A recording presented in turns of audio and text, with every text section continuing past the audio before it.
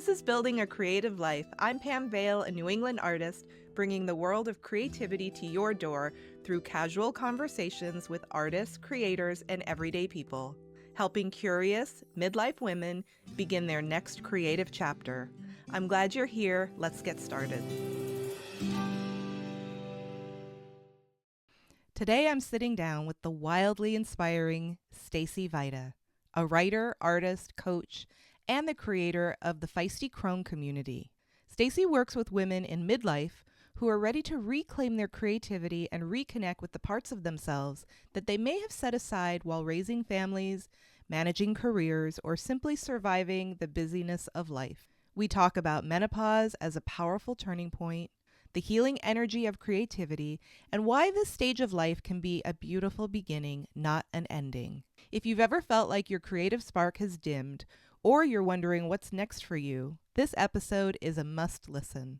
And don't forget to stick around until the very end. I'll be sharing a few of my own thoughts and takeaways that I think will speak directly to where you are right now. Welcome, Stacy. I'm happy you're here. Thank you. Thanks for inviting me. Absolutely. Could you share a little bit about yourself and what you do and why this topic of sort of midlife or like a third act is like important to you or resonates with you? Yeah. So I am kind of a mixture of things. I do some coaching work, but I do a lot of classes.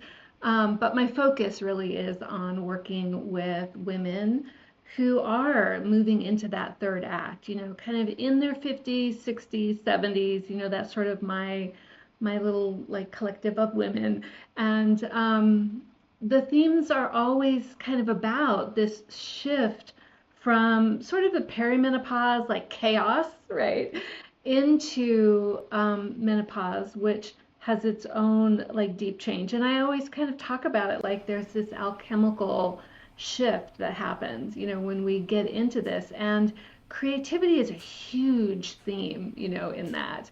And I really just find that there's this huge struggle, like this reconnection into becoming kind of like creative again and remembering our creativity and longing for creativity and like just like needing that because we've sort of forgotten it, as women in our busy lives up until, all of a sudden maybe we have more space, More to time, actually right? be more creative. Yeah. But I feel like there's always something deeper going on too. Like there's something that really does that fire that we connect to through, I think of menopause, like this shift, and we come back into ourselves and we redirect ourselves, internally. And we reconnect to sort of this creative energy that I think is more than about making. It's really about like this purpose and this sense of self and like really refining what matters to us and that fuel for life. And all of that's kind of like lit up, when we get to this stage of life. And I think the doorway in is like creative acts and creativity and making, but it opens something so much more. So Do you feel how do you feel people sort of gravitate toward this? Like, is it something that they naturally know is available? Like, how do they come to you at this point when they might be going through these like very cellular changes that are happening and then connect it to something more mindset, where creativity is involved? Yeah, I mean, I feel like there's sort of two camps, like in a sense that I always sort of find when I talk to women, like out and about. Like there's women who kind of are very focused on the physical stuff that's going on, and we can't really help but do that, yeah. And sort of the lack of information there, and sort of just like what's happening to my, Right. And body. a negative spin a lot of times Yeah, too. the negative, yeah. And then there's people who are just sort of also saying things that, and I swear it's like 55 is like the magic number, Okay. where all of a sudden they're like, I don't want this anymore. I'm looking for something more. Like they're feeling that that inner shift. And so, at least in my world, where there's a lot more sort of, I mean, I've kind of been focused on spirituality and creativity anyway. So people kind of come to me to have those conversations. But it's like all of a sudden, sort of at that age, there's this desire for, I do want to get back to that, or I Mm-hmm. do want to get back to myself in some way. So, yeah, that I feel Yeah. like people then who are drawn to that feel that longing, feel that need, kind of then go searching for it, For something. through their creativity. They recognize that when I was a kid, I did this. So when I was in my 20s, even I was more creative, and then Mm-hmm. life, I Right. lost it, and I want it back. And I see too in I have a women's group, a local women's group that I run, and it's this age range. It's your age Mm-hmm. span that you were talking about, and just having more flexibility and freedom time wise, like Yeah. legitimate time. It just gives us more Mm-hmm. time to kind of look at those things and see what we feel is missing, or maybe where we got sidetracked at some point. Yeah. So you Yeah. started, you have the Feisty Crone Mm-hmm. on Substack. And can you tell us a little bit about that and how that supports women at this stage in different ways? Yeah. So that's kind of the writing space and the community space, for my business. My website is Sacred Art and Story. But Feisty Crone, kind of became this place where there was this point kind of where I was like, I really feel like I do have things to say, and there are things that really matter, and I wanted a space for that, but I wanted community there too. So in that space, I write kind of about this like connection, I think, between where creativity comes in and where it really is about like stepping into the power of who we are, which is the big theme with all of the work that I do. But it's that crossing over of where creativity can kind of help that, and where we get to claim who we are and we get to claim what matters. Yeah, and so I like to kind of write about all of those things there, and create kind of some community as well through like making circles that I do there. And I'm going to be starting to do like a full moon circle, with the folks that are sort of in that community with me, so that we have time to like slow down and talk about these things that matter, whether it's our creativity or like what's going on in our lives as older women. And I think where those two things meet Yeah, is a really absolutely. interesting space. It is. And one Yeah, that's not often talked about. yeah, yeah. I really think that there's like, for me, the thing that just constantly keeps coming up, is that this idea sort of this creativity, and it being this life force energy, and that is the thing that is getting sparked with us women as we get to this phase of our lives. And it can get confusing. Like it can be like, oh yeah, I'm just gonna kind of knit, which I don't think is ever just knitting. Right. It's just like we come into community then, and we have some way of like reconnecting with something that feels beautiful to us and useful to us. And whether it's knitting or art or whatever you're doing, Hmm. but there's something so much more that's happening, and I know lots of other people talk about it, but it gets lost in so much of sort of our conversation about sort of the change that we go through at this phase of life, and how powerful it can be, like how healing it can be, because it is Absolutely. more than just like taking an art class, Right. Yeah. And for people that are looking for maybe a creative outlet or a new hobby or something, I know that you teach workshops. I know you have Mhm. your projects on your Substack, and Mhm. I saw that you do needle felting and some other Mhm. crafts like that. And I would love for you to share a little bit on, from your experience, some maybe kind of entry level ways people can start to explore their creativity. There's a lot of Yeah. crafts out there that people don't know about or may think they're too advanced for them. Yeah. Yeah. And that's the thing, I hear that a lot, of, well, I'm not creative. And I'm like, everybody is. And I think when we say things like that, we're really saying something so much more, there's no space for me to just sort of try and like see what wants to unfold. And I think it's interesting because I mean, there's lots of art classes and I think lots of beginning things, but it's so fascinating because I'm seeing this. I don't know if you are, but like I'm seeing so many like groups popping up where it's just like, come and make, you know? Absolutely. And all Yeah, ages too. yeah, yeah. Like it's not about what you make. It's not about trying to make something, that you sell or that you have to hang up in your house, but it's just come and make. Like we're Yeah. just gonna tear up paper and like make something and I'll kind of guide you. And I do some of that, with people. And it's like so freeing because the pressure's off. You don't Hmm. have to know how to do anything, And you don't have to have but a you, completed project at the yeah, end either. Because, yeah. And I love that. I love that for women, our age who don't, feel like, they know what their kind of creative outlet is anymore because we have kind of forgotten about it. But it's just like find the places I think where you get to go and play, without absolutely. that pressure and then see what you like, and then maybe you do take something up. And we have to remember, we start getting into, arthritis and things like that. Like, I teach Right. people how to, needle felt, and for some people that's really hard. Hmm. I've been knitting lately and I'm like, I'm feeling my fingers, I'm feeling my joints. And so, Right. It changes. you just have to kind of find the thing, right, that just lights you up. Yeah, but don't take it too seriously. And you talk a lot about energy and how Mm-hmm. energy is connected to creativity and this reawakening. And can Mm-hmm. you share for people that might not be um, spiritually inclined, like I might be or you might be, that like, can you cleanly or clearly explain what you mean by that, like the connection of energy to this and Mm-hmm. why it's important?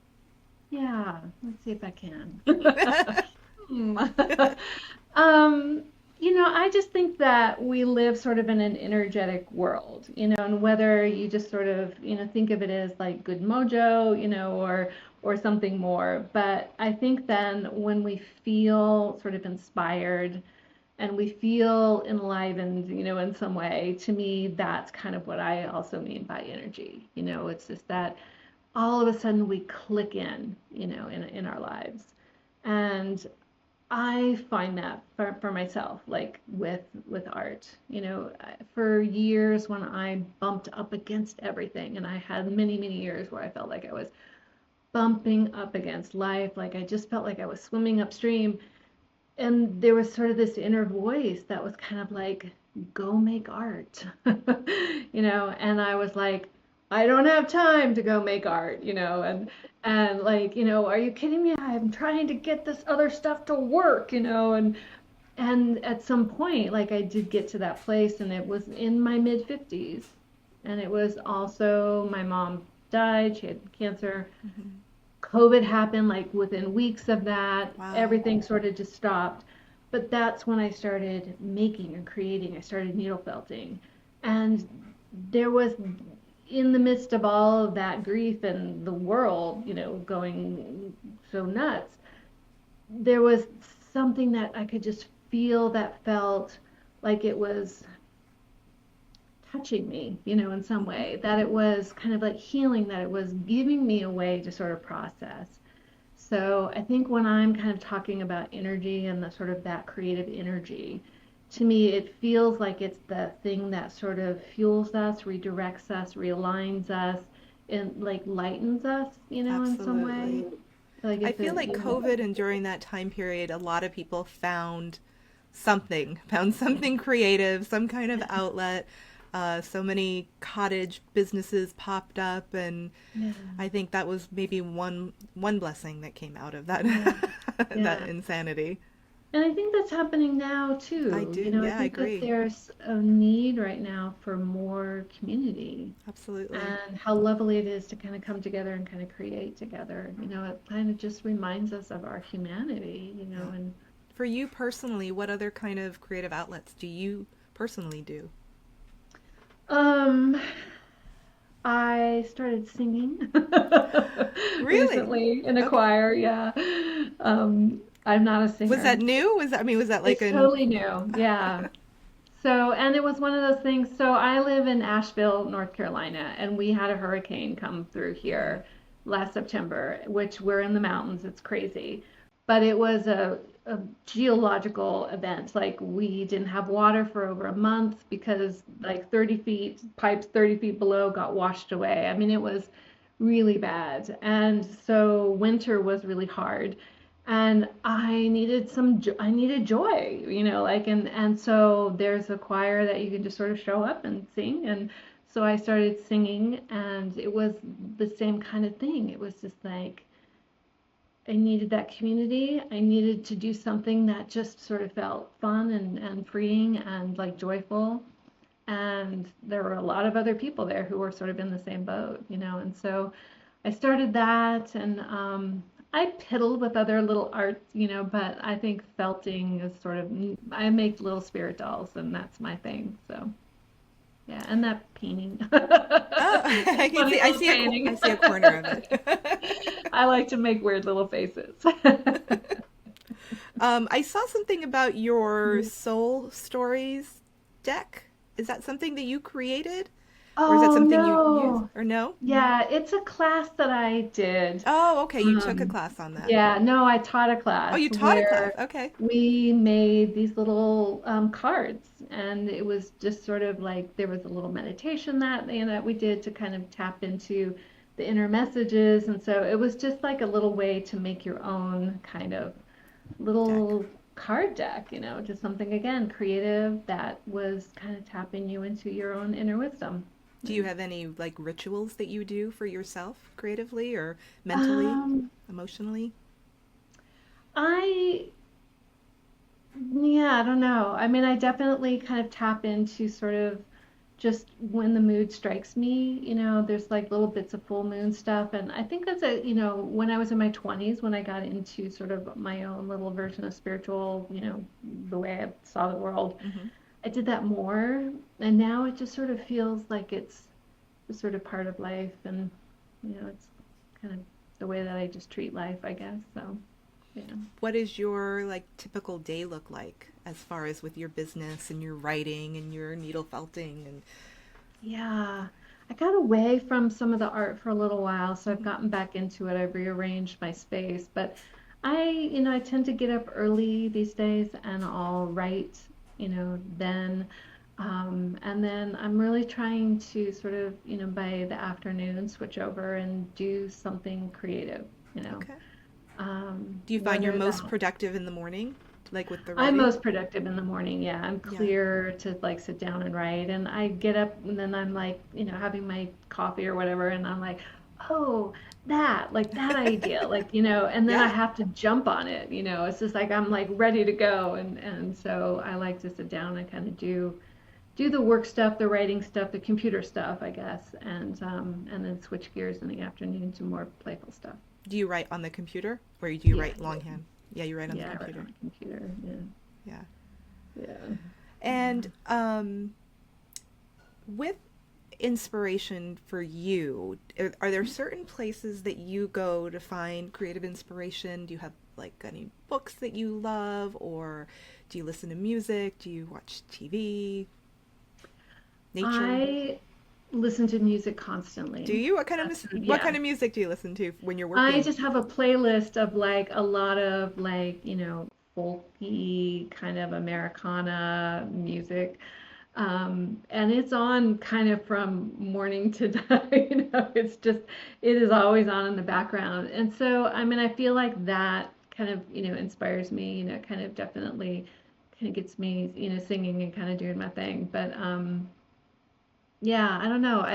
I get kind of inspired by other people's art and that kind of, like seeing beautiful things is just sort of what becomes really important. And then I'm just like, yeah, let me see what I can kind of create, from it. But yeah, I sort of find that a lot of times, especially because I do make a lot of what I think of as like little spirit dolls and things like that for my work.